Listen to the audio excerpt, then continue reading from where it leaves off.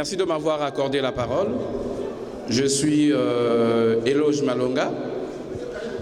Ma question, enfin, tout parti, je pense que l'objectif c'est le pouvoir, surtout quand les choses ne marchent pas. 2016 approche. PPC est né il y a quelques jours. Tous on le sait que les choses ne marchent pas, les choses doivent changer. Le changement, ce n'est pas un cliquement de doigts et puis boum, par baguette magique, les choses changent. Il faut les hommes, des gens avec des idées, des stratégies. Ma question serait notamment sur les stratégies. Le PCT, comme nombreux adorent le dire, mais moi je m'écarte de cette logique, je ne dirais pas le PCT, parce qu'en tant que parti, ils ont des bases, ils ont des règles, c'est des gens qui ont étudié, des gens intelligents, des gens qui ont des têtes sur des épaules. Mais le système a fait en sorte que ces gens-là deviennent ce qu'ils sont. Je n'ai pas de qualificatif à donner, ils se reconnaîtront eux-mêmes.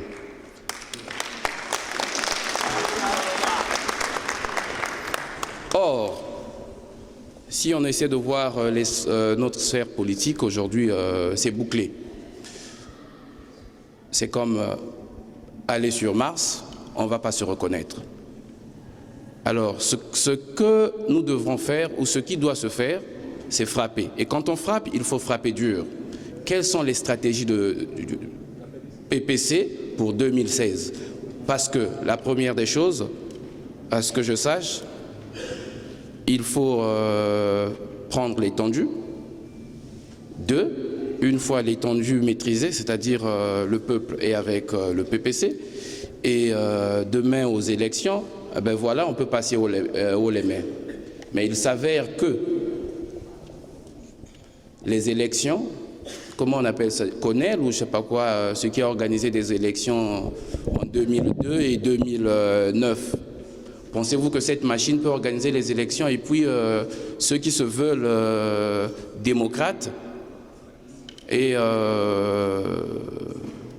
gagneront les élections? Donc ma question, c'est quelles sont les dispositions prises par le Parti du peuple congolais pour aller aux élections en 2016, parce que c'est l'objectif.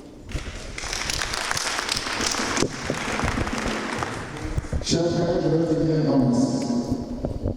C'est vrai qu'il y a beaucoup de problèmes à résoudre. Le Parti du peuple congolais, en tant qu'un parti politique, est un parti qui a des dispositions.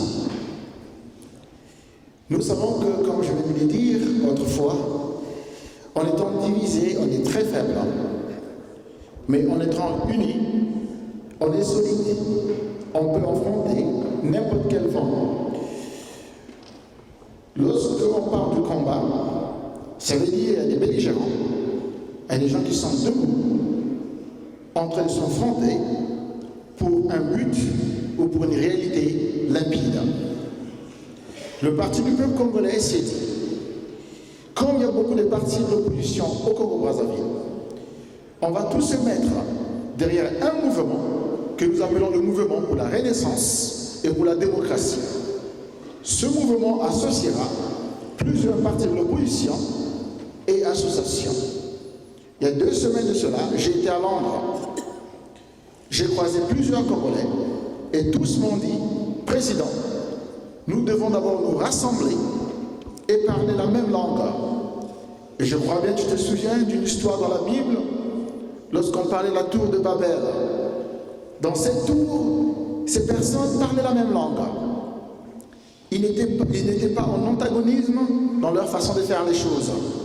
Dieu lui-même aussi il a dit que ces personnes-là, comme ils parlent la même langue, comme ils sont unis, ils pourront faire tous ce qu'ils pourront décider de faire. Et il a sémé la confusion en parlant de langues différentes, ils ne s'entendaient plus, et il y a eu une rupture. Et nous nous sommes inspirés de cela. Nous voulons parler la même langue. Nous voulons être ensemble. Nous voulons prendre les mêmes décisions et nous voulons agir ensemble. Ça, c'est notre stratégie de base. Le reste, concernant les élections, le temps arrivera et on verra. Je vous remercie.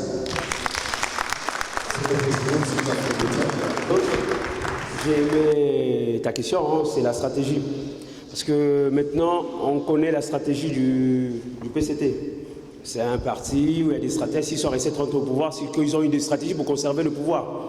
Maintenant, nous, en tant que PPC, quelle est notre stratégie pour récupérer le pouvoir en 2016? Moi, je te dis sérieusement, si on ne pousse pas ce pouvoir à céder du terrain, c'est comme si on allait à la guerre. Hein. Tu vas à la guerre, vous êtes nombreux, si les autres ils sont mieux armés, mais s'ils voient le nombre, ils vont désarmer. Donc nous, on doit pousser ce pouvoir à désarmer. Mais comment est-ce qu'on doit le pousser à désarmer? Premièrement, on s'est rassemblant. Deuxièmement, on va le pousser au dialogue. Et après, un gouvernement de transition, si c'est possible. Ça, c'est vraiment la possibilité la plus pacifique. Parce qu'aujourd'hui, on le sait. On sait qu'en 1993, pour les élections passées, législatives de 93, le PCT avait 6 députés. Comment se fait-il que maintenant, ils en sont 6 députés? Eh bien, c'est parce qu'ils ont réussi à faire quelque chose d'extraordinaire. Je dis extraordinaire. Qu'est-ce que le PCT a fait? Le Congo, c'est un pays qui a 3 millions d'habitants. La population du Congo est concentrée à Pointe-Noire. Comment se fait-il que Pointe-Noire a pratiquement 800 000 habitants, ils ont droit à 3 députés, et Magua, qui a 15 000, 20 000 habitants, ils ont droit à pratiquement 4 députés. Donc c'est ce qu'on appelle le découpage électoral, qui a été injuste. Ils ont fait un découpage électoral par rapport à la superficie du Congo, alors qu'un découpage électoral se fait par rapport à la population. Donc ça veut dire qu'aujourd'hui la Colette n'est pas indépendante. Donc ça veut dire, si on est rassemblés ici, il va falloir qu'on se rassemble encore fort. Il faut que tout le Congo se rassemble pour pousser ce pouvoir au dialogue, parce que le pouvoir là ne peut pas dialoguer. Eux, ils sont dans l'optique de conservation du pouvoir. Nous, on est dans l'optique de la liberté, de la démocratie et de la République. Donc ça veut dire que dans un premier temps, il va falloir que le PPC, notre parti, soit fort. Mais le parti au Congo aujourd'hui, quand tu as un parti, quand c'est le PPC, on dit qui est le président? On va dire Roger Nzaba. Ah non, c'est un Ibolais.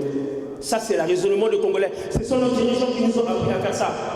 Mais nous, avec le président Roger Nzaba, on s'est entendu, on a dit on va le piéger. Parce que ce pouvoir a conçu des marionnettes dans l'opposition. C'est des gens, tu le vois, ils se révoltent que quand ils ont perdu une élection, ils veulent le poste. Mais ils pensent pas au peuple qui a faim. Donc nous, on s'est dit, ces gens-là, ils font de l'opposition pour eux, pour leur ventre et leur famille, mais il va falloir faire l'opposition avec le peuple congolais. On ne peut pas comprendre que toute la population, 90% de la population congolaise sont dans l'opposition et il n'y a pas d'opposition. C'est pour cela qu'on a eu l'idée avec le président Roger de créer le MRD. Le MRD, ça va être quoi? Le MRD, ça va être aujourd'hui quelqu'un qui a son petit parti à Pointe-Noire, qui dit, moi je ne vais pas rentrer dans le PPC parce que je n'ai pas les mêmes idéologies que le PPC. Quelqu'un qui est à Oyo, qui dit, ah non, moi je ne vais pas rentrer, je n'ai pas. On leur dit, nos frères, venez, créons le front de l'opposition pour défendre la République. Parce que la République a pris une tournure monarchique. Donc ça veut dire qu'aujourd'hui, on va accepter tout le monde. Que ce soit les gens du PCT, que ce soit les gens du MCTDI, que ce soit les gens de l'UPADS, que ce soit tout le Congolais, on va les accepter. Parce que le MRD, ça sera un mouvement pour ratisser large. Ça sera un aspirateur des partis. Pour que tous ces petits partis-là, qui défendent leurs idées, ils vont continuer à défendre leurs idées, mais on va tous être devant pour un même combat. Et le MRD sera un mouvement démocratique. Quand on dit démocratique, ça veut dire que demain, quand on veut un candidat, il n'y aura qu'un candidat qui ira, alors qu'il y a beaucoup de partis. Voilà, et c'est ce candidat qui ira affronter le pouvoir. Mais avant d'affronter, on va leur dire que la Colette soit neutre, que Mboulou ne soit plus ministre de l'Intérieur, que le ministère de l'Intérieur soit occupé par une société civile. Donc l'objectif aujourd'hui, c'est que le MRD doit être à la table de négociation. Parce que quand le pouvoir négocie avec ses opposants, il négocie en cachette. Le peuple n'est pas confié. Donc nous, l'objectif du MRD, c'est de confier le peuple à la négociation. C'est de vous dire ce qui se passe au pays. Ça veut dire si le pouvoir veut un dialogue, on va dialoguer, mais à une condition. Le MRD ne veut pas de modification de la Constitution. Modification de la Constitution, oui, mais après le départ de la négociation. Pas avant. Merci.